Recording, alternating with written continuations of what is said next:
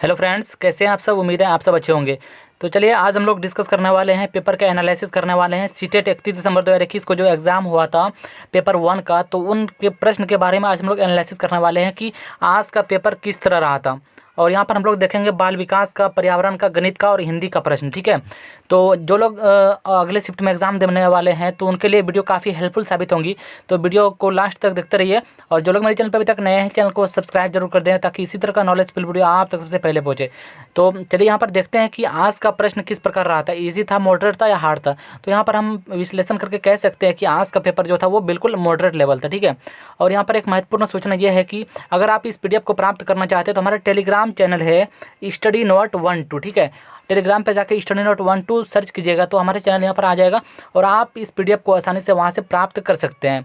तो बिना time waste किए हम लोग वीडियो को शुरू करते हैं और यहाँ पर प्रश्न देखते हैं कि किस प्रकार के प्रश्न एग्जाम में आए हुए थे। तो यहाँ पर पहला प्रश्न ये है कि ईवीएस में एनसीईआरटी से कम प्रश्न था, यानी कि जैसे कि पिछले शिफ्ट में प्रश्न आ रहा था एनसीईआरटी से हुबहू प्रश्न वैसे आ रहे थे, लेकिन अब ये देखने को मिल रहा है कि एनसीईआरटी से बहुत कम प्रश्न आ रहे हैं। ठीक है, और विज्ञान से रिलेटेड प्रश्न ज़्यादा आ रहे हैं। ठीक है, और दूसरा प्रश्न हमारा ये है कि विटामिन B1 की कमी से कौन सा रोग होता है। तो विटामिन B1 की कमी से कौन सा रोग होता है, विटामिन B1 की कमी से बेरी रोग होता है। अब हम लोग अगले प्रश्न पर बात करेंगे। अगले प्रश्न हमारा क्या है कि बीजपत्र किसे कहते हैं, बीजपत्र किसे कहते हैं। तो इस प्रकार के प्रश्न थे, यानी कि इसका ऑप्शन मुझे मालूम नहीं है, जैसा प्रश्न आया मैं वैसा यहाँ पर नोट किया हूँ। बीज प्रश्न किसे कहते हैं, इस प्रकार का प्रश्न आया हुआ था। और यहाँ पर अगला प्रश्न ये है कि निम्नलिखित में से कौन सा जीवाश्म ईंधन नहीं है। क्या है, निम्नलिखित में से कौन सा जीवाश्म ईंधन नहीं है। यहाँ पर ऑप्शन में कोयला है, नाइट्रोजन है, पेट्रोलियम है और जल गैस है। ठीक है, यहाँ पर देखिए कोयला जो है, नाइट्रोजन और पेट्रोलियम, ये तीनों जो है, ये तीनों क्या है, ये तीनों जीवाश्म ईंधन है। ठीक है, और यहाँ पर जल गैस जो है वो जीवाश्म ईंधन नहीं है। यहाँ पर नोट में देखिए पेट्रोलियम, कोयला, प्राकृतिक गैस इत्यादि जीवाश्म ईंधन में आते हैं, लेकिन जल गैस जो है वो जीवाश्म ईंधन में नहीं आते हैं। और हमारा अगला प्रश्न ये है कि पृथ्वी का सबसे छोटा ग्रह कौन सा है। तो पृथ्वी का सबसे छोटा ग्रह जो है वो है बुध। ठीक है, अब हम लोग यहाँ पर अगले प्रश्न को देखते हैं कि अगला प्रश्न हमारा क्या है और किस प्रकार का है।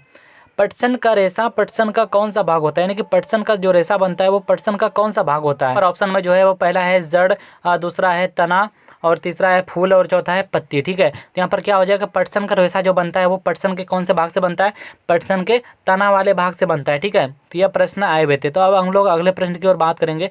अगला प्रश्न हमारा किस प्रकार था। यहाँ पर देखिए पेडागोजी का प्रश्न किस प्रकार है, देखते हैं हम लोग। यहाँ पर देखिए क्या है, पर्यावरण सीखने के लिए प्रभावशाली संसाधन क्या होगा। यानी कि बच्चों को पर्यावरण सिखाना है तो पर्यावरण सीखने के लिए सबसे प्रभावशाली संसाधन क्या होगा, उसको अवलोकन करके सिखाएंगे और क्या करेंगे, फील्ड भ्रमण, यानी कि भ्रमण करके उसको सिखाएंगे। तो यह पर्यावरण सीखने का सबसे प्रभावशाली संसाधन है। ठीक है दोस्तों, अब हम लोग अगले प्रश्न पर चर्चा करने वाले हैं। अगला प्रश्न हमारा यह है कि परजीवी पौधा इनमें से कौन सा है। ठीक है, तो इनमें से परजीवी पौधा कौन सा है। तो परजीवी पौधा इनमें से 4 ऑप्शन दिए हुए थे, उनमें से सही ऑप्शन क्या हो जाएगा, अमरबेल। अमरबेल जो है वो परजीवी पौधा है। ठीक है, और 9वां प्रश्न जो है वो कौन सा है, देखते हैं कौन सी जड़ नहीं है। तो इनमें से 4 ऑप्शन दिया हुआ है, इनमें से कह रहा है कि कौन सा जड़ नहीं है। पहला है गाजर, मूली, आलू और चौथा है सलजम। तो इनमें से देखते हैं जड़ कौन कौन सा है। जड़ है, गाजर है, मूली है, सलजम है। तो ये तीनों जड़ है और आलू क्या है, आलू एक तना है। तो यहाँ पर आंसर क्या हो जाएगा, आलू, यानी कि आलू एक जड़ नहीं है बल्कि क्या है, ये एक तना है। ठीक है, तो अब हम लोग अगले प्रश्न पर डिस्कस करेंगे कि अगला प्रश्न कैसे पूछा गया था। तो अगला प्रश्न किससे था, सुनीता विलियम्स से। ठीक है, सुनीता विलियम पाठ से संबंधित प्रश्न थे, यानी कि पेडागोजी में कुछ ऐसे स्टेटमेंट बना के दे दिए होंगे सुनीता विलियम्स से। ठीक है, अब हम लोग यहाँ पर देखते हैं 11वां प्रश्न ये है कि हार्वर्ड गार्डनर के अनुसार क्या है, हार्वर्ड गार्डनर के अनुसार किसी अन्य व्यक्ति के व्यवहार को जानना कौन सी बुद्धि है। यानी कि किसी दूसरे व्यक्ति के मनोविज्ञान, यानी कि उसके व्यवहार को जानना, उसके हाव भाव को जानना, तो ये कौन सी बुद्धि हुआ, ये इंटरपर्सनल इंटेलिजेंस, यानी कि अंतर्व्यक्तिक बुद्धि इसको कहते हैं। ठीक है, जो कि दूसरों के हाव भाव को पहचान ले, दूसरों के व्यवहार को पहचान ले, जान ले।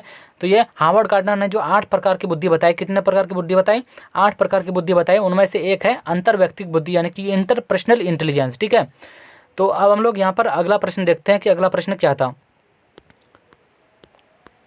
यहाँ पर एनईपी 2020 किस पर जोर देती है। ठीक है, एनईपी 2020 नई शिक्षा नीति 2020 जो है वो किस पर ज़्यादा जोर देती है, वो समग्र शिक्षा पर जोर देती है, यानी कि सभी के लिए शिक्षा, एजुकेशन फॉर ऑल, क्या है, सभी के लिए शिक्षा, एजुकेशन फॉर ऑल पर जोर देती है, यानी कि समग्र शिक्षा पर जोर देती है। ठीक है, तो यह काफ़ी महत्वपूर्ण क्वेश्चन है और एनईपी से हर शिफ्ट में क्वेश्चन आ ही रहे हैं, तो एनईपी पढ़ना हमारे लिए काफ़ी इंपॉर्टेंट हो जाती है। अब हम लोग यहाँ पर अगले प्रश्न को देखते हैं। वैन हीले, जैसे कि वैन हीले को आप देख पा रहे हैं कि वैन हीले के अनुसार बच्चा आकृतियों के गुणों के आधार पर वस्तु का निर्धारण, तुलना एवं वर्गीकरण करने लगता है। यानी क्या करता है, उसके गुण के आधार पर वस्तु का निर्धारण करने लगता है, तुलना करने लगता है और वर्गीकरण करने लगता है। तो वो किस स्तर पर होगा, तो बच्चा क्या होगा, बच्चा वो विश्लेषण स्तर पर होगा। यानी कि गुण के आधार पर वो उसको वर्गीकृत कर पा रहे हैं, तो वो किस स्तर पर होगा, वो विश्लेषण स्तर पर होगा।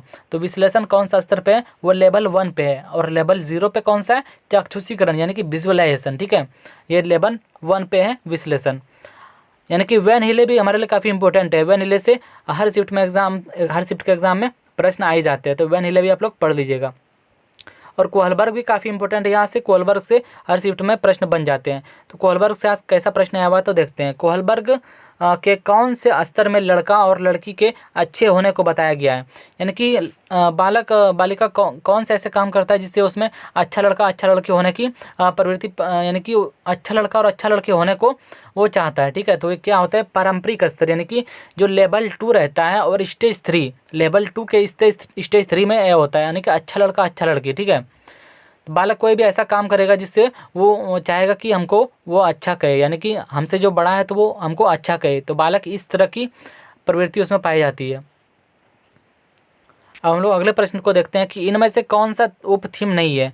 इनमें से कौन सा उप थीम नहीं है, यानी कि थीम और उप थीम से प्रश्न आ ही रहे हैं, तो थीम और उप थीम को भी आप लोग ध्यान में रख लीजिएगा।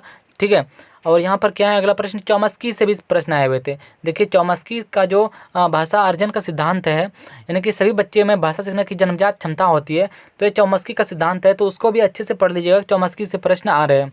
और क्या है, घटपर्णी पौधा। घटपर्णी पौधा भी ईवीएस में काफ़ी इंपॉर्टेंट है, यहाँ से कूट में बनाकर प्रश्न दे दिया जाते हैं, या कभी कभी डायरेक्ट भी प्रश्न यहाँ से पूछ लिए जाते हैं। तो घटपर्णी पौधा भी हमारे लिए काफ़ी इंपॉर्टेंट है। और यहाँ पर देखिए क्या है, प्रगतिशील शिक्षा। प्रगतिशील शिक्षा और समावेशी शिक्षा दो ऐसे टॉपिक है जिससे हर शिफ्ट के एग्ज़ाम में यहाँ से प्रश्न बन रहे हैं। और क्या है, मानचित्र। मानचित्र तो हर शिफ्ट में प्रश्न यहाँ से आ ही रहे हैं। ठीक है, अब हम लोग अगले पॉइंट को देखते हैं कि अगला पॉइंट हमारा क्या है, पियाजे के अनुकूलन और समायोजन। यानी कि पियाजे का जो सिद्धांत है उसका अनुकूलन के बारे में आप लोग पढ़ लीजिएगा, और समायोजन यहाँ से प्रश्न आ ही जाते हैं पेडागोजी में। ठीक है, और यहाँ पर देखिए क्या है, आज के पेपर में जो था वाइगोत्स्की से ज़्यादा प्रश्न बन रहे हैं। यानी कि हर शिफ्ट में कह सकते हैं ऐसे कि वाइगोत्स्की से ज़्यादा प्रश्न बन रहे हैं। यानी कि वाइगोत्स्की का जो सामाजिक सिद्धांत है तो उससे ज़्यादा प्रश्न बनने के चांस रहते हैं। और यहाँ जो पियाजे का जो है सिद्धांत, अनुकूलन और समायोजन के अतिरिक्त यहाँ पर आत्मसातीकरण जो है, आत्मसातीकरण भी यहाँ से प्रश्न पूछे जा रहे हैं। आत्मसातीकरण क्या होता है, यानी कि हम प्रीवियस नॉलेज में हुबहू उसको ऐड कर ले, सिर्फ हम स्कीमा में कोई भी परिवर्तन नहीं करेंगे तो वो आत्मसातीकरण हो जाएगा। ठीक है, अगर हम पूर्व स्कीमा में कोई चेंजिंग कर लिए और चेंजिंग कर लिए तो क्या हो जाएगा, वो समायोजन हो जाएगा, और चेंजिंग नहीं किए तो क्या हो जाएगा, आत्मसातीकरण हो जाएगा। ठीक है, और हमारा क्या है, हार्वर्ड गार्डनर। हार्वर्ड गार्डनर का भी काफ़ी इंपॉर्टेंट है सिद्धांत। इन्होंने 8 प्रकार की बुद्धि के बारे में बताया, तो ये पढ़ना भी हमारे लिए काफ़ी इंपॉर्टेंट हो जाती है, क्योंकि हर शिफ्ट में हार्वर्ड गार्डनर से प्रश्न आ ही रहे हैं। ठीक है, तो यहाँ पर हम लोगों ने पेपर को अच्छे से एनालिसिस किया। उम्मीद है आपको ये वीडियो अच्छी लगी होगी। वीडियो अच्छी लगी तो वीडियो को लाइक जरूर कर दें, चैनल को सब्सक्राइब कर दें। मिलते हैं नेक्स्ट वीडियो में, तब तक के लिए बाय। आपका दिन शुभ हो।